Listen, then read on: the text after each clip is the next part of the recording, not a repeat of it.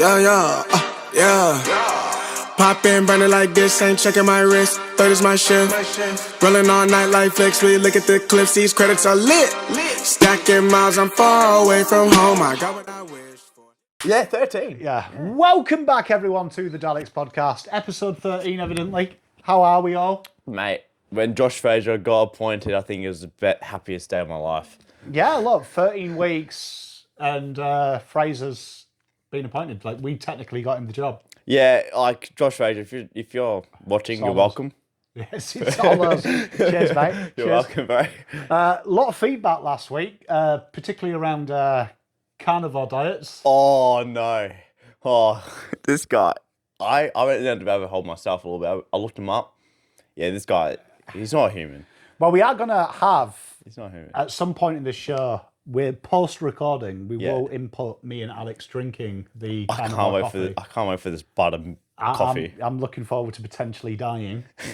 But if this is the last thing I leave the world, so be it. If this is the last episode, it's been a fun ride. I've enjoyed the 13 episodes. It's been awesome. Cause of death, buttering coffee. Yeah. But, I mean, busy week in the world and in sport, obviously, for those who are Carlton fans. Yes. We're officially in the finals. We've got a game in a couple of days, but we are already in finals. Yeah, I know. How you wouldn't believe it, like, maybe 4 months ago, When we started this podcast, we wouldn't have believed it. No way. If you told us at episode 1, hey, by the way, you'll be in finals. Come episode 13, you'll be in finals. You can probably rest players against Fremantle if you really want to, because you got it secured. Probably both of us would have laughed. Like, no way. But it's. You said to me the other day, it's like a good life lesson, isn't it? It isn't it? Like, I mean, look, like, you know what? A wise man once told me that the darkest night is before the brightest morning. Yeah. Never understood it. Kind of Carlton is that, isn't it? Because like 13 weeks ago, it was pretty dark. It was. Like, people were sacking, overthrowing the board. There was talk about sacking Cripps. Yeah. Trading Cripps even. Do you know what I mean? We were sacking, like, everyone that had a name really at that club. Yeah, do you know what I mean? I even, like, I was actually going deep diving into this. Like, people were talking about, like, overthrowing the board and getting rid of Graham Wright. Yeah, I know. Like, it was insane. It was an insane time. Yeah, Cripps was getting sacked. We were sacking just everyone that was involved with the Carlton footy club, and then now 14 weeks have passed and we're back. We're actually back. We're hiring people now. We're not sacking anyone. The Blues are back. The Blues are actually all the way back. And if you look at the last probably 14 weeks with Josh Frazier, if you're just looking at a base second half of the year, he's taken over, sitting second on the ladder. Second best to Fremantle. Be the best in 5 days' Be time. the best in 5 days' time once we do beat Fremantle, I reckon. But, man, it's insane to think, like, we actually could hopefully take a wild card and go, hopefully, far way into it. And episode 17 of this podcast will be the grand final. That's insane. Imagine episode 17 for 17. It works itself out. Not saying we planned it. But we played it. We saw the script earlier. Dan emailed me like, hey, we saw the script. Just saying, like, synergy, pneumology, it's all there. But you know, one thing I did want to talk about on the Carlton thing, I've been listening to Fraser quite a bit. Yeah. And I think everyone experiences this in life as well, that criticism seems to be a bad word. Yeah. Like, people, like, really get scared of criticism. I was listening to Fraser, particularly after the Dogs game, and he was quite critical of how we played. Yeah. He was quite open, it wasn't good enough, and it's not what we've done. But he did it in such a positive way that, talking about lessons you can learn from Carlton, I was listening to Fraser and was like, he is being critical, but in such a positive way that I think this might explain to people, you can say something is shit without destroying it. 100%. It's that feedback piece that Fraser's, I think something I really like about Fraser is just the way he speaks as well. Like, definitely that Bulldogs game. I think in the box it panned to him and people were mouth feeding like that was shit. Yeah. And then like in his press conference, like he pretty much said that, but he identified what was it he was actually talking about it. So he's not just saying, oh, yeah, that wasn't good, that was bad, we didn't play good. He actually explained what it was he didn't like. And I think that's where the players will respect him a lot more because they're not just getting told the shit. He's telling them why he wasn't happy with that performance and where to get better. And it's criticism, you got to have it in life, like especially in professional sport and stuff like that. You need to have it to get better.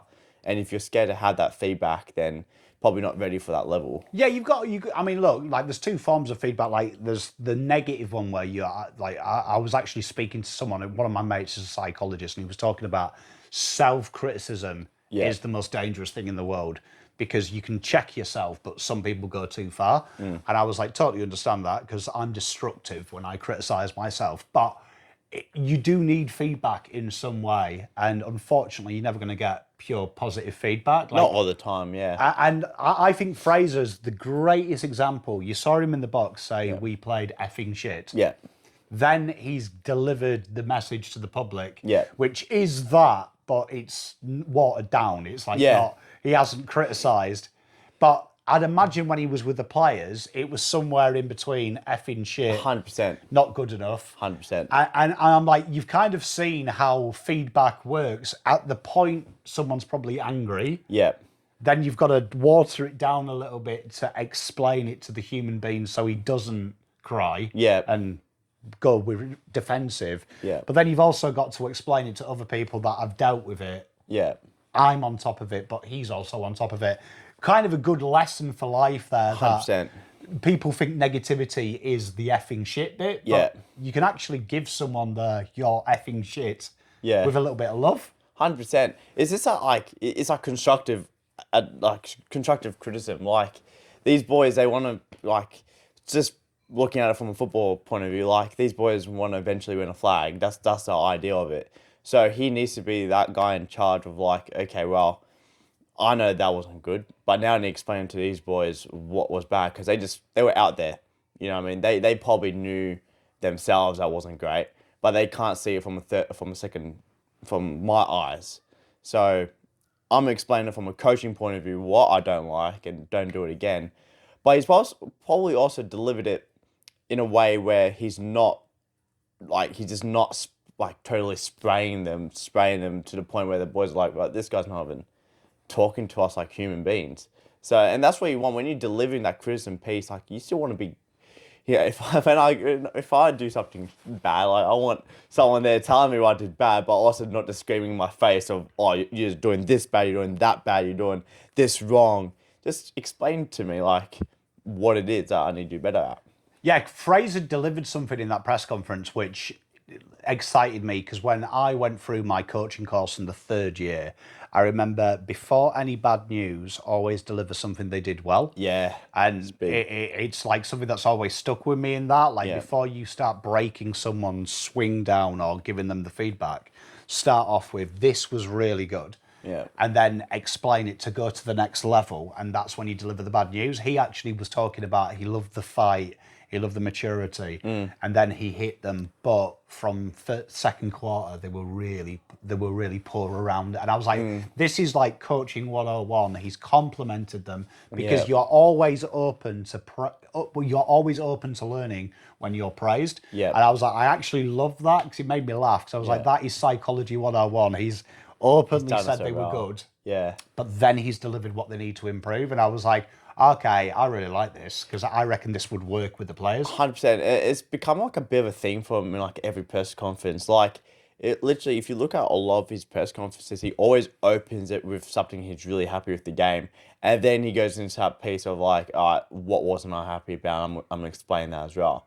So he does it like in every press conference. And like another thing that he's done really well is like, I think it was maybe after the Hawthorn game, is like, don't credit, like, what was it? Don't judge us on this one. Yeah, don't judge us on this one. Like, that's such an important thing as well, because now he's defending his team. So he's got like the elements of every great coach. He can give you that positive feedback, then he gives you the like the negative, and then he also defending his team when he needs to. So like, it's just a perfect perfect coach, really, isn't it? Yeah, I mean, you can use Carlton as an example as well, because I was listening to him when he was announced. Yeah. And I've been quite open about this, because I think this is a great life lesson as well, that even though the players are responsible for the results and he's responsible for the tactics and structure, Yeah. he brought the fans into it as well, Yeah. and took them along for the journey, what you talking need about. to do. And I was like, this is really clever, because in life, if, like, let's just say your mum and dad are your biggest role models, they're the ones who nurture you, and then you've probably got a couple of friends that guide you.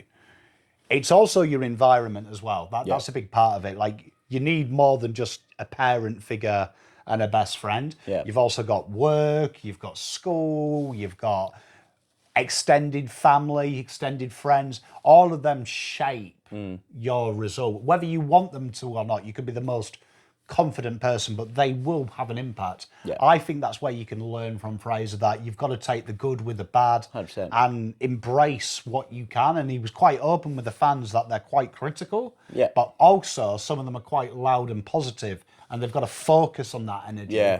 I was like, this is really good how Fraser's like negated this. I think he gets it. So smart. He gets it. He gets the job really well. Like, and I think he's referred to the Carlton fan base as a bit of like a sleeping giant as well. And it's so true. Like, we probably saw in 23 when we went on that run in 23, you saw what it did to the fans and the momentum it builds with the playing group as well. I think he's identified what happened then, and now he's done it again by, really referring to the fans and bringing the fans along for the journey.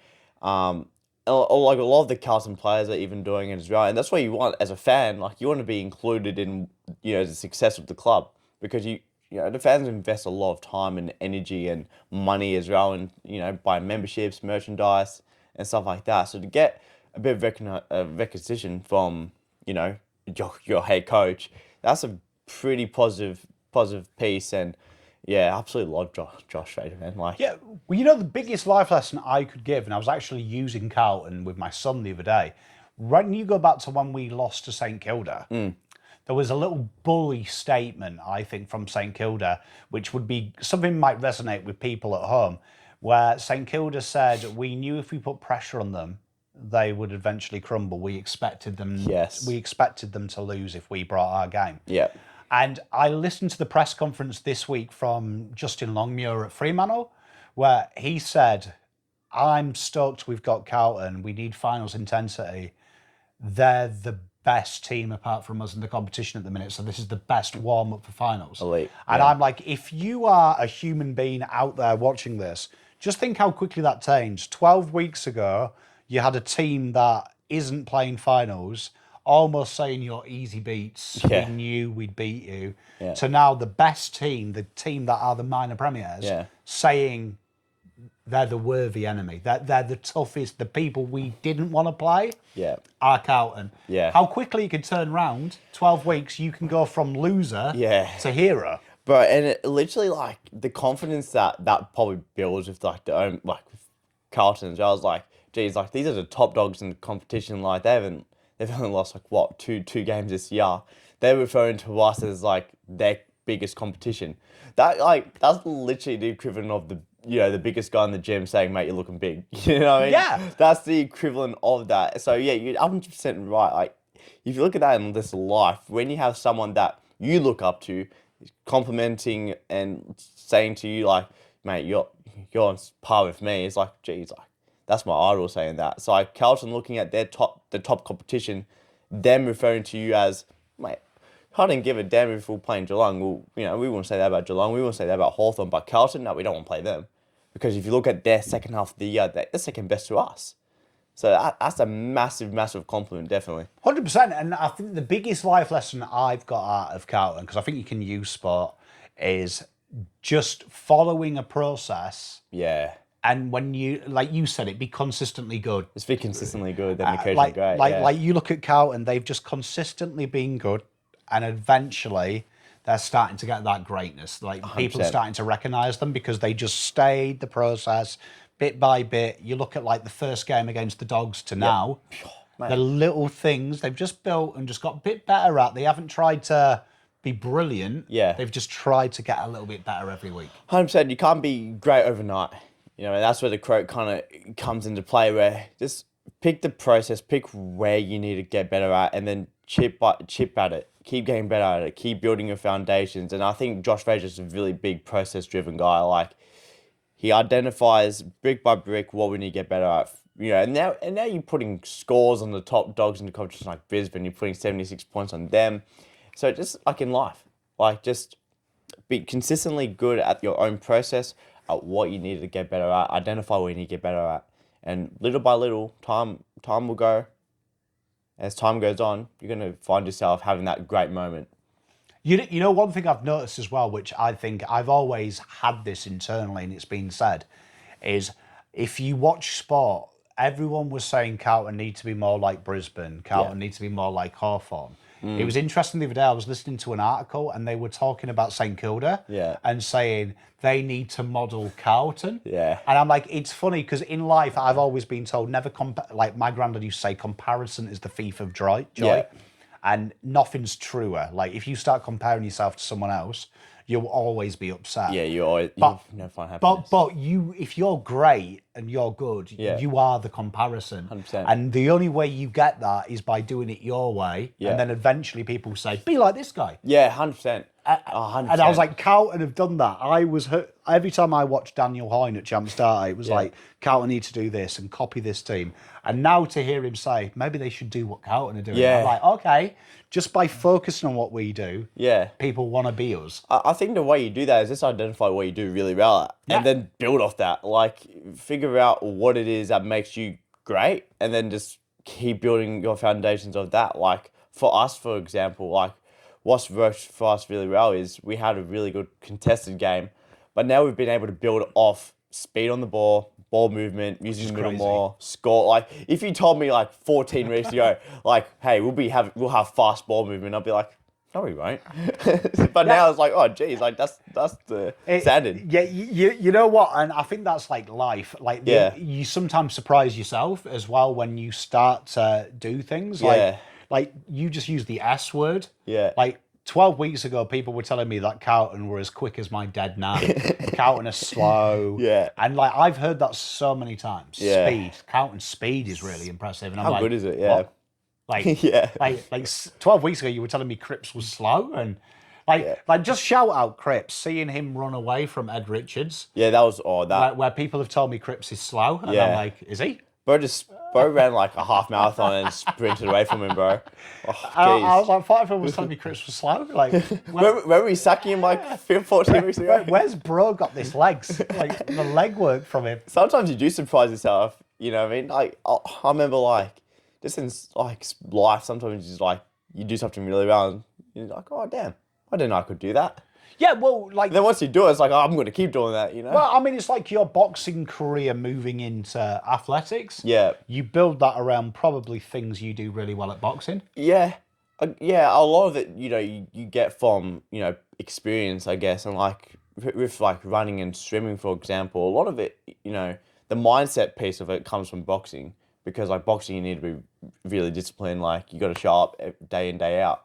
Same thing with running and swimming. Like, it's hard to sometimes motivate yourself, but, you know, discipline over motivation, as they say, because motivation, you know, it comes and goes really quickly. 100%. You know what I mean? Like, some days, you know, you'd be extremely motivated to do something. Like, you'd be like, oh, I'm going to do this, I'm going to do that, I'm going to do that. And you go and do it. But the next day, you're going to be like, I don't want to do it now. I'm not motivated. That's where the discipline comes in. Because if you're only going to do it when you're motivated, you're only going to be doing something like once every 2 months, I reckon.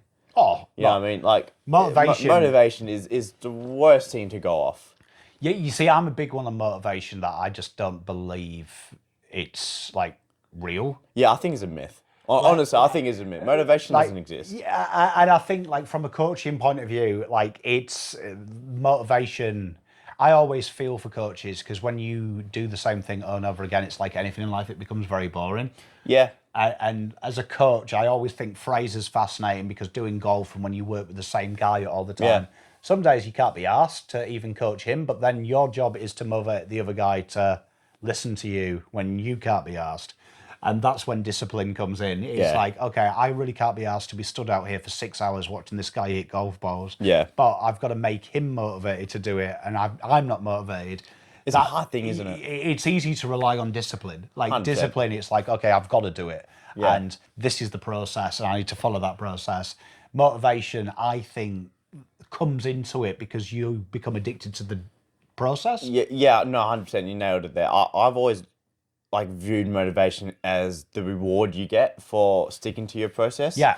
And I think that's the part that we need to get right. Like, if you just stick to something for long enough and consistent enough, eventually, somewhere down the track, you'll be motivated to do it because you learn to enjoy the process. Like, I've always said that. You learn to enjoy the thing you do. And I think, if you look at it from any, like, sport point of view, life point of view, if you stick to something for long enough, you find yourself, you find yourself feeling weird if you don't do that thing. Yeah, no, I agree. And I always think, like, it's I think anything in life, whether it's losing weight, being fitter, getting a better job, like the motivation piece is you wanting to change and having the end product. I think you've nailed that. And I think some people think that the only way to get that though is by following the process, and the process is probably going to be hard. 100%. Like it's not meant to be easy because you're obviously. Life is easy where you are now because that's what you're living. Yeah. To make a change, that's got to be hard because anything different is hard. Yeah. Like by default. I saw this like little quote, and I actually read it down somewhere because I actually really liked it. It's like there's pros and cons to going with a process. The cons are process takes a lot of time. Like it takes years. It might take months. It might take however long. It takes a while. But the pros of it is time passes by. So as time's passing by, you're getting better and better and better by day in, day out. Like you might not notice it first week, second week, first month even.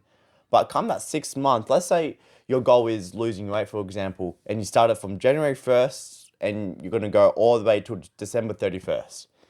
The first 2 weeks, you might not notice much.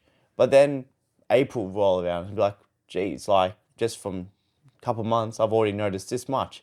Then March will roll around, then July, September, October, and then before you know it, it's December 31st and you've lost your goal rate, maybe even more, and you're looking as better as ever, feeling good as ever, and you've just stuck to that process. Time has passed by and you just stuck with it.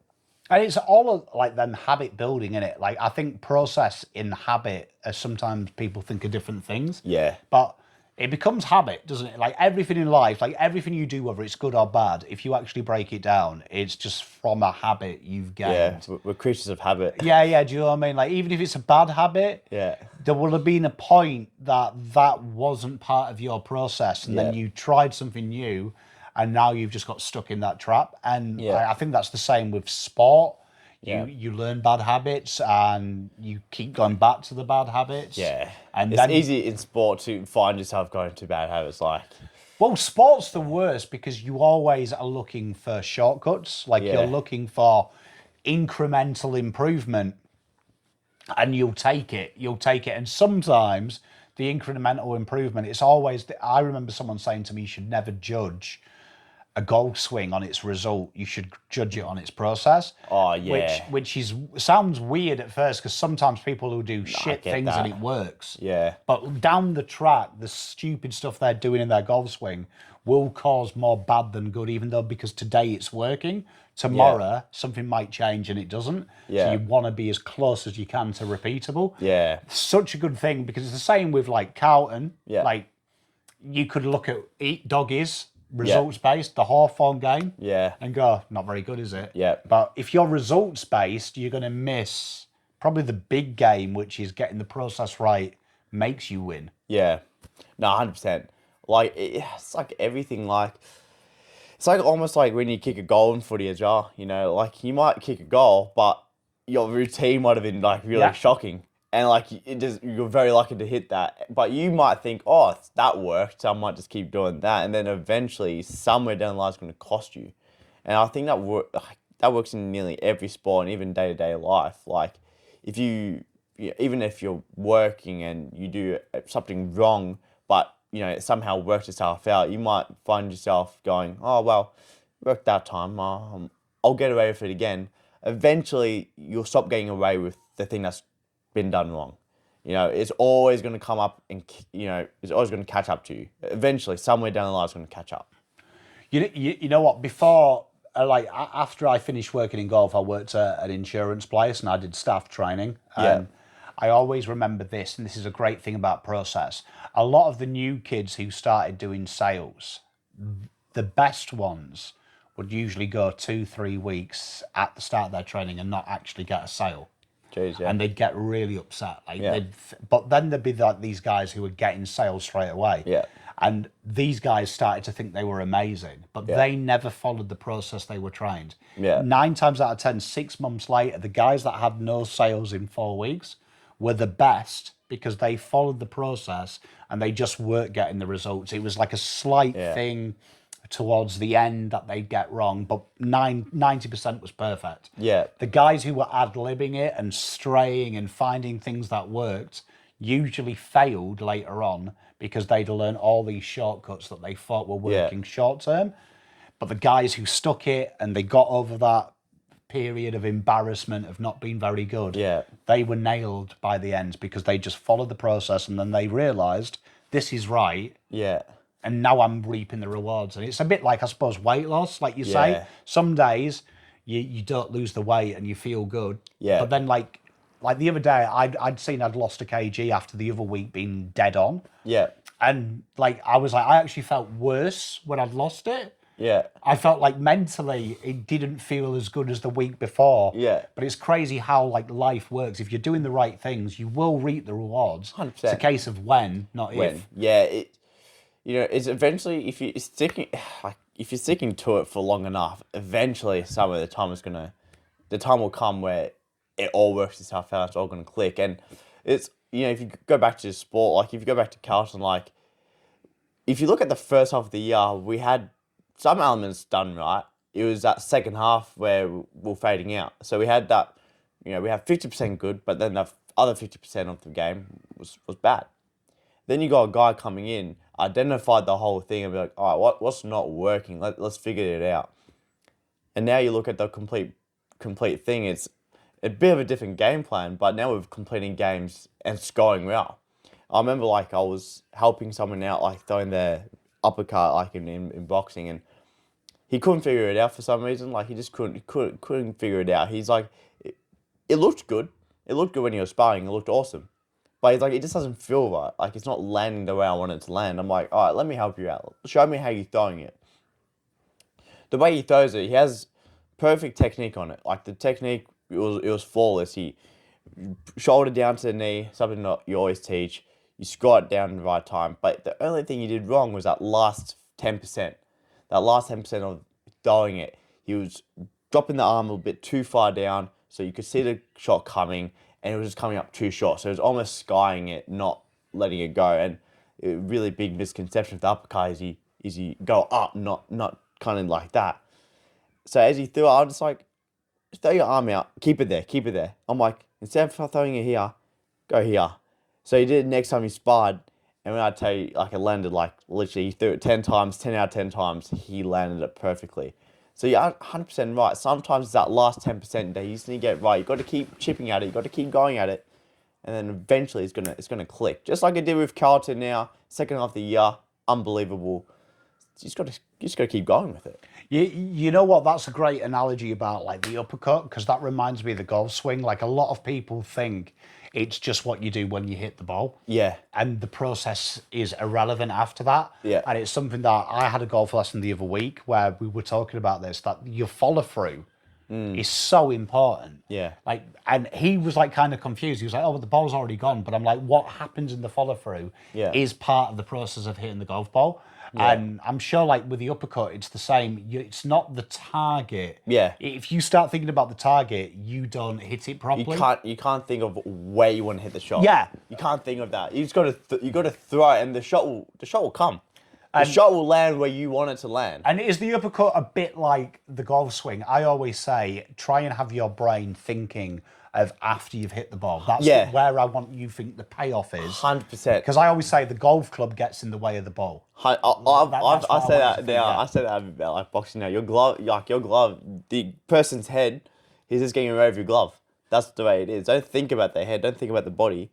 throw it and it will hit it. You just gotta follow through with it. That's where I think with golf, it helps me in life that every part of the golf swing contributes to the success of the shot. Yeah. Where I think in life sometimes you think of the actual thing, the objective. Yeah. You're not thinking about the process, because the process after is Yeah. as equally as important as reaching the target. Nah, 100%. Like 100%. Like, after you threw it, sometimes you're getting hit afterwards and stuff like that, and it's probably a little bit different. Like, the process after in boxing is make sure your hands are back up. Like, don't admire it for too long. And even I suffer that a little bit. Like, you sometimes admire the shot. Like, if it lands really cleanly, like, oh, I'll take my time in my hand back. But then you get hit. It's like, oh, but I just landed that good shot. I now got hit. Why? Well, you got to go back. You got to retreat. You got to go back to what worked. You throw it. Where's your hand go? We always call it a face like home, like bring it back home. If you go out shopping, you don't stay at the shops after you've done shopping. You go back home. That's how we use like the analogy for boxing. Like once you've done the hand, bring it back. Like I saw someone like helping me out with a bit. So someone at the pool was helping me out with my swim stroke, and they're like, "Oh, let me help you out, man." I was like, "Oh yeah, sweet, thanks." They're like, "The first part is really good. You're going in like that, but your hand's too wide." And I think I've mentioned this before. Is you can't have your hand too wide. So he's like, "Close it in for me a little bit." I'm like, "All right, sweet." I'm like, "Oh my god, this is magical. This is crazy. It's so insane. Like process to everything is like the key of success." Well, sport is like, when you look at biomechanically, boxing, swimming, golf. Yeah. If you're like I always say, it's a game of percentages. If you're like 0.5% out, because I've got a golf simulator at home that we do have like the cameras that will give you the degree angles. Yeah. It is crazy that you can be a degree off. Like a degree the human eye can't see as well. Like sometimes I've looked at golf swings, I've seen it for 20 years. I can slightly see something looks wrong, but I can't, unless I slow it down. Yeah. And then you'll see it's like 2.2 degrees off. Yeah, it's and it's insane. like crazy, because then you're trying to explain to a human being, you need to make the smallest adjustment in the world for the biggest end result. Like we're talking like 10, 20 shots. And I'm sure it's the same with swimming. Slightly moving your fingers. It's insane. Could be 2 seconds. Yeah, it's insane. It's like, I wouldn't even thought about it. Yeah, exactly. My hand was like that and you want it like that. That's literally a 2-second thing I need to do. But you just don't, but instead of going from like a 90%, you go to 100% like so quickly. It's like far out. And Crazy that. And it works in everything, because like me and Alex, I was telling him, a good mate of mine's a nutritionist in the UK. Yeah. And he's been loving the carnivore guy. Shout out carnivore guy. Yeah, man. because he just can't believe any human being would believe this is the way to live. But like he was telling me a story about someone he works with that they hardly ate. Like he looked at their diet plan and it was brilliant, but they weren't losing weight. Yeah. And he was like, this makes no sense, because like the calories you've told me like are actually a deficit. You should be good. Yeah. And then he looked, and it was the guy was having 4 sugars in every drink. God, yeah, that adds up quickly. Right? And he was like, because he had like 2 coffees in the morning and 6 cups of tea. God, it was like pushing 2 main meals of calories, of liquid calories. And he was like, once I flipped it, and he gave him like, I can't remember what he said, but it was like some kind of like sugar alternative. Yeah. Which was like 2 calories as opposed to 50 calories. Yeah, I think I know the, But he was like saying the guy suddenly was in a calorie deficit and now doesn't have sugar. But for him, it seems such innocent thing. Like you don't count those 2 coffees in the morning. He was like, oh well, I've cut out fast food, and but he was like, he was technically, the worst thing he was having was the drink. Yeah. But no one had ever told him. Yeah. And it's like that small change has made a huge change in his life. Yeah. But he was getting disheartened because he was like, I'm sticking to the diet. I'm sticking to everything I'm being told. He'd never told anyone he had this. He just wrote tea and coffee, and people assumed no sugars. No sugars in it, but because he did, it was killing him. And I'm like, that is like life. Sometimes you are on the perfect track. You're doing everything right. Yeah. The one thing you're not is the one that's actually holding you back. That's what holding you back, yeah. I've actually had like someone, I help trainer, he came up to me, he's like, bro, I'm not losing any weight at all. I'm like, all right, show me what you eat in a day. Like, give me a rough example. And he started off saying, "Oh, I skip breakfast, then like I have a small lunch and then a big dinner." I'm like, your first mistake is not eating breakfast. Eat breakfast. Your second mistake is having a small lunch and saving all your calories up for dinner. I'm like, first mistake, don't do that. Never do that, because if you're saving up all your calories mentally, what that's doing to you is like, oh, if I save up all my calories for dinner, I can have a big ass dinner, maybe something afterwards, maybe a little dessert. And then how often do you hear people say, oh, I'm not eating nowhere near enough, maybe I need to eat more. But the truth is, when there's people saying that, it's probably because they're eating way too much without them realizing it. Because mentally they said, I skipped breakfast, so that's like, 1,000 calories to spare. Small lunch, maybe another 1,000. So I got 2,000 calories to play with, like at dinner, maybe I have a dessert. And then before you know it, they're like 3,000 calories for the day. And I'm like, and then you go to sleep. So you're not even working that off throughout the day. I'm like, you may as well have structured breakfast, structured lunch, structured dinner. You have enough calories. And guess what? You probably have enough calories to play with at the end of the day as well, if you want a little sneaky snack. 100%. It's crazy because thing. it's always the small things, isn't it? Or the slight, like, lost in translation, like skipping breakfast. It does make sense. Realistically, it makes sense to skip breakfast. Like, if you're trying to lose weight, skip a meal.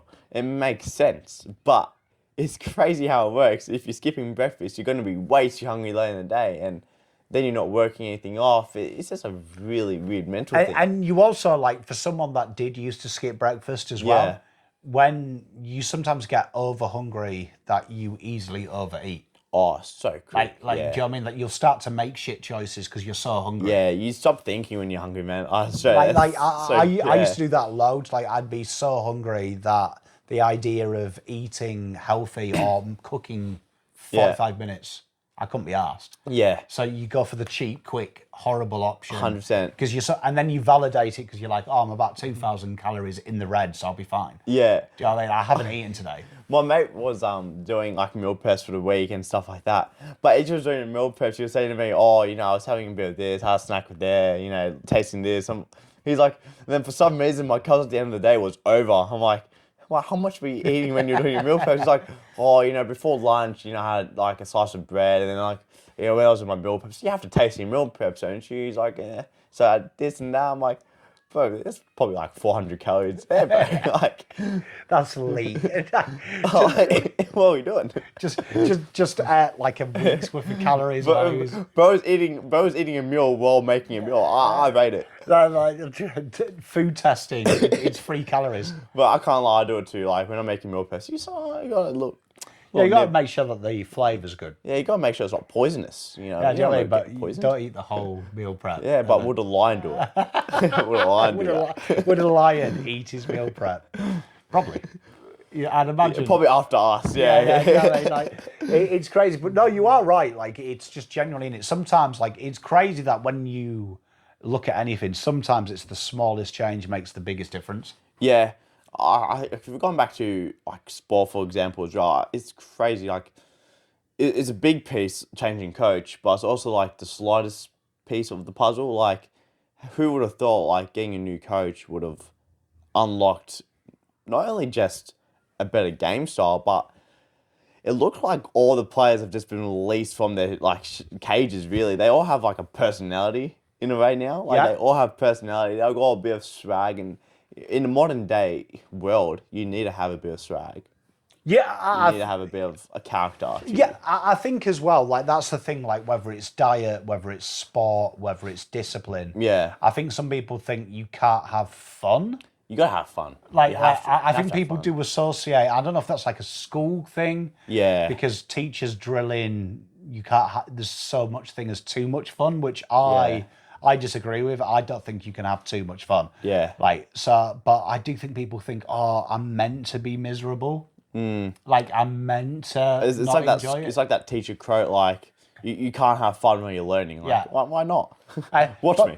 But if you enjoy what you're doing, you naturally excel. And that's back to something you said earlier. Find out what you do well. Find out, yeah. It's fascinating, like, when you see kids and you teach them. Like, I homeschool my kids. Yeah. Some of the things they fucking hate, like, one of them hates maths, one of them doesn't. Yeah. But when you correlate to the maths guy something that he enjoys, and then it becomes maths. Yeah. It changes the way he thinks because he loves Fortnite and playing games. Yeah. If I relate any question to a Fortnite, like kill streak or how many, suddenly he doesn't realise he's good at maths because he's focused on the subject. He's Fortnite, so his brain's in a different mindset. Yeah. Oh my God, yeah, you're talking about if I have 42 kills. Talking about something I know as well. Yeah, Like, you're talking about something he understands. Yeah, because times tables, and like I was teaching him the other day that all you need to do is if you can count to 10 and you can times by 2 and divide by 2, you can pretty much work out any mathematical equation. Yeah. And it like numbers scare him. But then like I was saying to him, okay, so say I had 40 kills in Fortnite, 42 kills, and I do that 8 times, how many do it? And like suddenly his brain switched on and he was like bang straight into it. Oh, yeah. But because you can twist it into something that he enjoyed, the stigma of, oh my God, I hate maths, I hate maths. Now it was like, oh, I love Fortnite. Yeah. And naturally, I ascertain how many kills I have or how many deaths. Yeah. This is fun now. Math is good, yeah. Yeah. I hated math in school. I wish someone did that with me, man. Far out. Math sucked. I dropped math in like year 10, bro. Yeah, well, you say, I mean, I remember how I got, like, I'm a bit of a maths nerd, right? I love maths. I got into it from shopping. My nan used to budget. Yeah. And she used to make me mentally work out how much we're spending. And the rule was always, if I was within £1.50 of the total, she would give me the change. That's sick, yeah. Of whatever's in her wallet. And it always used to be £5, which was a lot of money when I was like 10. Like, it was a lot of money. It was like my weekly allowance was 50p. Yeah. So I was like fucking quids in. I was like the richest kid in the house. Bro was the coolest kid, yeah. And I just got really good at keeping memory and adding 75 pence to £1.16. And like my brain just started to associate, if I'm good at this, I make money. Yeah. And that's why I think that's where my love of maths came, because it was fun. Because like you got a reward at the end of it. Yeah, well. and it like tricked my brain into seeing numbers as a reward. Where when I was at school, I didn't like it, but that's where my love came, because I was like, oh, I can make money out of this. That's actually smart. And then school became exciting because you learnt different ways to calculate stuff. Yeah. So like maths became fun at school, because as my maths got better at school, I got even more accurate with money counting. So, like, so you've got to trick your brain. Like, it's funny when you, like, relate something to something that you enjoy. Like, back to, like, you're saying, like, with the Fortnite math, like, I remember I was in this, like, with my mates, like, it was lunchtime, and my mates were talking about this soccer trade that happened, like, and if you know me, I don't really know about soccer. And I said to him, explain it to me. He's like, let me explain it to you in football terms so you understand. And like, I got it straight away. I forgot the comparison. He's like, imagine if Patrick Cripps got traded to like Sydney for one of them. And I was like, geez, that works. Okay, thanks, bro. Yeah, look, golf coaching, one of the best things that my wife always used to laugh, because it works all the time, is to teach someone how to stand. If they're a guy, it's really easy. You just say, imagine you're going to piss on the golf ball. Yeah. And the golf ball is a urinal. Yeah. And for some reason, natively, every man will naturally stand the perfect way. Perfect way. And it's crazy. And how I learned to teach people that way is I had a 6-year-old boy once. I got him in the situation of how to hit a golf ball. Yeah. And he was like, oh, this is how I go for a wee at school. And I was like, And it played in my mind all day. And then I remember like going to the toilet and like I was like, oh my God, I am in my golf stance. This kid's right. And then like I looked along at the other guy pissing and I'm like, he's in a golf stance. This kid is a genius. I could just imagine the bathroom just go to everyone. Yeah, like, because the that way... guy's standing like that. Okay, this works. I would have looked like a creeper, because I'm like down going, fucking hell, he can hit a golf ball.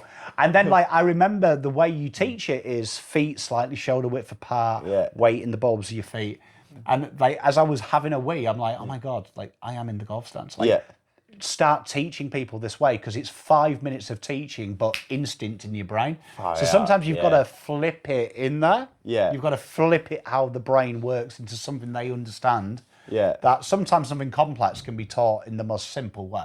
Yeah, 100%.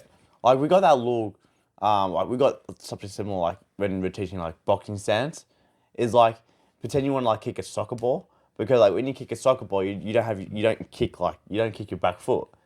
So they're like, So anytime you tell a kid, pretend you're going to kick a soccer ball, and they immediately, like, they run in their stance up, they gap their feet, and I'm like, now say like that. They're like, oh, that's cool. I'm like, well, there you go. Yeah. Now don't change it. Yeah, 100%. And like it's weird, like that is a good way of teaching people, because like when you find out what they're good at and what they're passionate at, it's crazy how many things are linked in life. Like 100%, like, yeah. I see golf in soccer, tennis, then I also see it in maths. Like that's Yeah. how I do it. And you know, you'll find new skills. So like it's really funny. I was never very creative as a kid. Yeah. And then when I got into YouTube, it was kind of, I realized that when I play golf, I like to shape the ball without boring people at home. So I like to just randomly hit a high fade where the ball goes high left to right. Yeah. That's how I keep myself interested in golf. I try and make it a little bit harder. Yeah. I like to play extravagant But shots. Bro plays mini games while he's playing the game. Yeah. And I've always liked the creativeness around the green. It's been my favourite thing. You don't realise, because it's sport, that you are actually naturally artistic, because no one's told you, oh, this is like art. Yeah. And that's when I got into YouTube. I really enjoyed it because it was creative. Like it was, Yeah. and then I actually saw the similarities to golf. Like I enjoy the process of golf, and I enjoy coming up with problems and answering the problems with a golf ball. Now I'm doing it with word and video. 100%. Like, well, if you look at the comparison, like, between, like, you know, athletes, artists, and stuff like that, one thing they all have in common is, enjoyment for the process. Like, it's so true. Like, every time you hear about, like, a great athlete talk, the first thing that comes out of their mouth is like, I just really enjoy the process. And they become so addicted to it. It's like they become, like, literally an artist in their own form. Like, it's insane how much time and effort goes into one thing to be perfectionist at it, you know?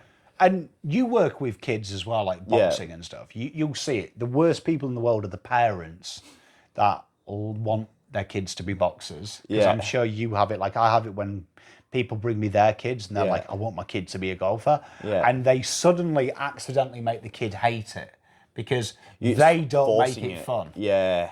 No, 100%. Yeah, 100%. Or like they have this expectation of being a world champion before like anything's even happened. Like first day in the gym is like, world champion material, eh? Hey, I bet. Like, okay, cool. But then like that pressure becomes on the kid, and it's like the kid's like almost forced to being there. You just see they just don't enjoy it. So it's almost like your job to be that, have some fun with them, when you're the one that should be making it like a bit challenging and, you know, teaching them the boring stuff. Instead, you're now trying to make it as fun as possible. Honestly, which makes it a bit harder, but honestly, it's one of the craziest things. Like, it's something that I've learned as a parent. I would love my kid to be a golfer. yeah, I've never pressured it, and it's like sometimes, like when he wants to play, super excited. Yeah. I'm super excited, and I'm like, okay, cool, now I can teach you. But like that is the thing. Like I think that's a journey for life. yeah, When you find something you enjoy, like it's got to be harnessed, and that it's got to be like encouraged. Yeah. It can never be forced and expected. And back to your point at the start, it's the discipline is not the motivation. It's the discipline that comes from the enjoyment. The motivation for me is wanting to do it. yeah, And then you'll not always want to do it, and you'll not always have the same fight. But if you want to take something serious, the discipline overtakes the original motivation to learn to do it. 100%. Like, you always view motivations like the second you get the motivation, just go and do it, because that motivation is not lasting that long. Like, you know, today, like, I had like a really weird thing like this morning, because I usually do a bike session in the morning, and instead I wanted to do like an E1 session at the park, which, for those who don't know what E1 stands for, it's like every minute on the minute. So it's like, you know, you do pull-ups, push-ups, you know, dips, and then leg raises, and you just keep doing that. Like, and for some reason I was like, really felt like doing that today. So I was like, I'm gonna go do that before in 5 minutes time I say to myself, I ain't doing nothing. So let's just quickly go there. So like, anytime you get motivation, just go straight for it. 100%. Like, I totally agree. And that's probably the best time to create plans and things like that. Like, Yeah, like when 100%. you're in that headspace, like it's something that if you hate something, and we all go through it, like I did golf for 20 years. Yeah. There was times that I hated it more than I loved it towards the end because Yeah. like it becomes your job. Like that's the weirdest thing when a passion becomes your job. Yeah, But like, yeah. I could never do anything productive if I was in that headspace of hating it. Like I you had to can't. wait until I was like, oh my God, golf. Yeah. And then that's when I'd write down, we're going to do this today and this is what we're going to do tomorrow. And this is because when I'm in the good headspace, Yeah. the miserable me will follow the plan that the good headspace me did. It's funny how that works, isn't it? Yeah, like when you're in that good headspace, mate, nothing can stop. It's like, I call it the 3 a.m. motivation. Yeah. Like, you know, when you randomly just wake up at like a random Monday night and be like, it's 3 a.m. I'm going to change my life. From today, I'm changing my life. It's like, you just bottle all of that up. That's why you've got to do it as well. Yeah, he's going to bottle it up. Like as soon as that goes through your head, I'm going to make my life better. That's when you start the planning. Plan now, Yes. and then be like, tomorrow I will follow this plan. Like I've started today, but I'm going to follow the plan forever. Make her that commitment. Someone I know, like, they got that like random like 3 a.m. motivation and they set an alarm literally for they had it on a Tuesday. So on a Wednesday, they set the alarm literally 5 a.m. going for a 12K run. And I'm like, did you actually go and do it? He's like, yeah, but I hated it. He's like, 3 a.m. me loved it. 5 a.m. me hated me. And I'm like, well, that's going to happen, you know? You're going to hate yourself for making you do it, but you're going to love yourself also for making you go and do it. Totally agree. You know what? I had one of them moments when I was eating my rice bowl last week. Rice balls. And I was like, I am sick of rice bowls. I was really angry with them. I was like, I'm fucking sick of it. I'm really sick of it. And then like the next day happened and I had this like weird motivation where I was like super excited about learning different recipes. Yeah. And I remembered miserable me over the mince bowl. And I was like, right, let's Google while I'm here. Yeah. And I'm about to go to the shops, different spices. Yeah. And like I went and came back with like 8 different fucking things. And I have enjoyed mince bowls since then. And I'd just like to thank Positive Dan for that 10 minutes of being on the internet going, do you remember you hated the mince balls yesterday? Like maybe we could look at some different flavors and some different like sides. Literally sometimes all you need, like a little seasoning. Yeah, and like the next day when I was eating the mince bowl, I had that moment of, oh, I fucking hate this. But then I was like, oh, wait, I've got that new like little spice to put on it. Let's try that. And I was like, oh, this is really good. Yeah. And I was like, thank you, Happy Dan, yesterday. Happy Thursday. Yeah. But you've got to sometimes do it. Like, I do think I tell my kids this all the time. It is so normal as a human being that you have highs and lows. Like, like no one is like, woohoo! But I had that with my oat bowl. I had like a literally similar situation. I was like, yeah, this oat bowl is good. But like, bro, the same 3 ingredients, like, mate, can I have something different? Like, can I add something to this and make it like taste a little bit different? Because literally the only 3 ingredients I have in it is protein powder, coconut water, and cacao powder. So I'm like, I need something new. Give me something fresh here. So those protein bars that Mum made that you've tried, they are off the dick. I put that. I have. Shout out, Mum. But I put those in my oat bowl. Oh my god! When I literally had one bite, I dropped my spoon. I just slammed the table like that. I'm like, oh, this is the best thing ever. I'm like, this is goated. And you know what, you've got to take the moments, because I do think, like, even if you're in the lowest place, like if you're watching this and you're in a lower place, you always have that one little moment of light. And that is the way I always believe you get yourself out of the darkness. And that's in sport, life, whatever it is. No matter how bad you feel, you always have like 5 minutes of where you're fucking feeling good. That's when I try and focus on, we're going to avoid becoming bad by trying to be as productive as we can in this 5 minutes. Write shit down. Bro, that 5 minutes where you have that positive mind space can set up your next 5 years. Yeah. You know what I mean? Like, literally 5 minutes is all you need to change your whole entire, sounds crazy, but it can change your life, really, 5 minutes. Like, if you have 5 minutes of motivation and you go, that's it, I'm going to fix everything up. That's sometimes all you need. You just need that 5 minutes. And you know, little things at the minute, like on the treadmill at the minute, when I set it to 12, and that's like sprinting. Yeah. I'm trying to test myself after 25 minutes. How long can I run at 12? Late. Right. How long can I run at 12 when I'm halfway through the session? Yeah. And it's like little things. And like I write down the time. Yeah. And it helps me when I get tired to see like that progression of time go from like 1 minute 25 to 4 minutes 42. Late, yeah. Like my brain goes, I remember when it was like 1 minute 25 and I was so proud I ran over a minute. I remember being tired and thinking, I got over a minute though.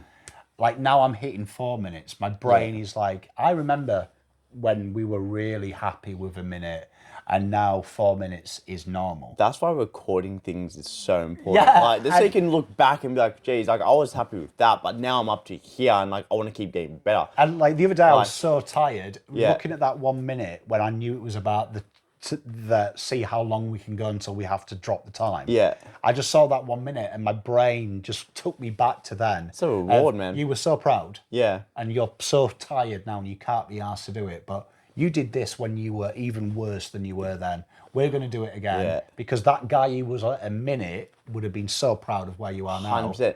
You always do it for, you know, that past self, you know, you're like every session you do, you're doing it for your future self. Yeah. You know what I mean? Because you know in like an hour's time it's going to be done, but you know in an hour's time you're going to feel so good for doing it. And you're going to be so proud, like you're looking back. And now, like, even just like getting and going and getting it done, it's like just a reward in itself. Like, you know, there's going to be some days where you're like, oh, I don't want to do it. But then an hour will go by, you've done it, and it's like, geez, remember like an hour ago I didn't actually want to do this, and I did it, and now you're on 4 minutes now, you said? So I actually set the record, it was 5 minutes 28. 5 minutes 28. Hey. Once I got over 4 minutes, I was like, I'm going to do a minute for you being a little bitch and complaining about doing it. So the evil me kicked in and was like, you have to give me 5. Bro, soon you're going to be like about it. 6 minutes and then like 7. For you about crying about it. So you've been a miserable twat. You cry through it, just get done. You know what, actually, distraction time, when I know you don't watch shit when you're doing training. Yeah, I'm a bit weird though. I've been getting a little bit bored of music. Yeah. So I've been going really extreme on the treadmill recently and watching videos. Ooh. And you know what I that. found? The best way to do the treadmill. I've been watching people go into role-playing servers and ruin them. That's elite. That's elite. For some reason... I love that content, bro. I have no idea why this is the perfect gym video.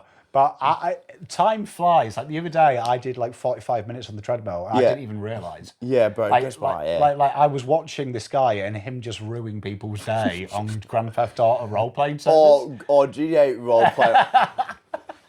You don't want to mess around with GTA roleplayers, bro. Like, we went to PAX once and there was like a group of them. Like, they all come in their groups and they take this... Yeah, they take it very serious. They take it seriously, like it's a full-time job. We went up to them and like, oh, hey man, what games do you play? They're like, no word of lie, they looked at us. They're like this. We're role players, bro. We're role players. And I'm like, oh, jump up, bro. Like, gee. Calm down, man. What do you do? He's like, I'm the mechanic. All right. Yeah. He's the car guy. All right. Over there's a firefighter. I'm like, there's firefighters in this thing? I'm like, damn, bro. Didn't know that. But honestly, changed my gym game. Bro, it does. I'm telling you, just watching this guy like refuse to be arrested and shit like that, like telling him he can't be arrested, and like people get genuinely upset about it. Does a lion get arrested? Like, honestly, like the other day, I did it was like the hour, and honestly, like I ended the playlist, and I'm like, oh shit, I've been on this like 52 minutes, and I've only got 8 minutes to go. Like my brain hadn't registered how long we'd done it because I was just watching this guy. Just laughing on the treadmill. These people are stupid. Oh, it's a funny scene. No, it's But a honestly, funny scene. try it. That's your challenge from Pom this weekend. Start watching YouTube while you're training. Oh, Trick my brain. My brain doesn't register anymore that I'm doing it. Because sometimes I do, like, if I'm on the treadmill, because treadmills become the most boring thing on earth, like, really quickly. Like, it gets repetitive really quickly. So sometimes I do chuck on, like, a podcast and make time go by. But sometimes podcasts become really repetitive as well. So maybe I'll chuck on, like, a funny video. Yeah, well, I started using, because I watched the time. Yeah. And my mate told me to stop doing it because he was like, it'll kill you. Yeah. Like, he was like, because you don't realise how slow time passes you by. Comparison's the thief of joy? No, time. Time is the thief of joy. So I've started putting my phone over the time. That's smart. So I've moved the mobile phone holder so it actually covers it. That's so like smart. I naturally gravitate to the time, but now I see it. Yeah. And now just happen to watch it. And it is actually quite a weird game because I'll move the phone as I'm running to lift it up.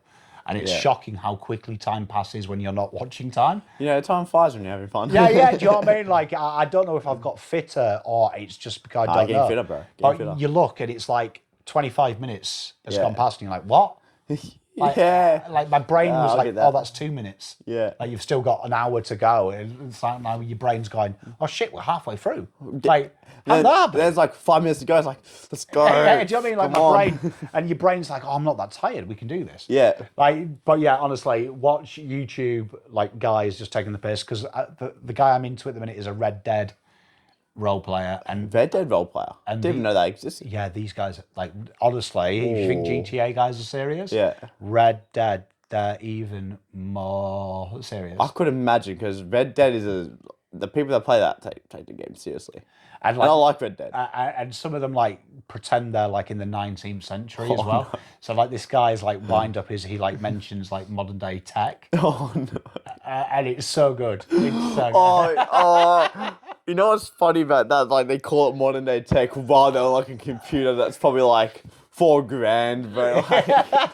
Like, but they proper role play properly, and like he starts mentioning like iPads and stuff, and these guys role play properly, going, "I'm not too familiar what an iPad is." bro, you're on like your $4,000 laptop, bro. What are you on about? Yeah, do you know what I mean? And he's asking them like, "Have you got the OLED monitor?" And they're like, "I don't know what a monitor is. I'm just a humble farmer." That's brilliant. I like it's brilliant, but nah. But the personality piece in role play, oh my god, gets me going. Fair play if you role play. I don't know how people do it though, like because some of them take it really like. I had mates level 10. I had mates, so we used to play Siege a lot. Mid game, no red of light. Mid game, he would stop playing. Like we would be in a 1v3. We need to win this game. He literally stopped. Just out of nowhere stopped. We're like, bro, what are you doing? Why are you not moving? He's like, and then we just hear clicking, and we're like, don't know, what are you doing? He's like, bro, someone's on my server being annoying. I have to deal with this. This is role player server. When I tell you, all we hear is shit talk from him to this other guy while we're mid game. It's like, bro, can we just focus on one game at a time? Why do you have the second tab open, bro? Like, close it. Mate, role playing servers insane. That and Rust. If you're a Rust player, yeah, they take that game seriously too. They do take that serious. Daisy as well. Like Daisy. All them games, people. Anything that involves survival. People chill. Serious. Chill. Well, the next thing you'll see should be us having the coffee. Yes. Past Pom and Alex will bid you adieu. Make sure you like and subscribe. Enjoy us eating Carnivore coffee. Yeah, hopefully we see you next week. Hopefully we're like not... We'll give you our full review of Carnivore coffee. Next week we'll have a review. But everyone stay safe. We'll see you soon. See you later. Go, go, go, go, go, go.